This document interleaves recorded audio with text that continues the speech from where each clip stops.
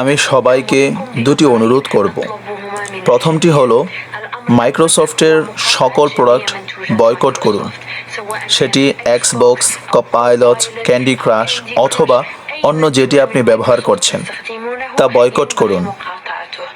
এর উদ্দেশ্য হলো মাইক্রোসফটকে এই বার্তা দেয়া যে আমরা তোমাদের অর্থনৈতিকভাবে সাহায্য করব না এবং তোমাদের কোনো প্রোডাক্টও ব্যবহার করব না যতক্ষণ না তোমরা মানবিক হও।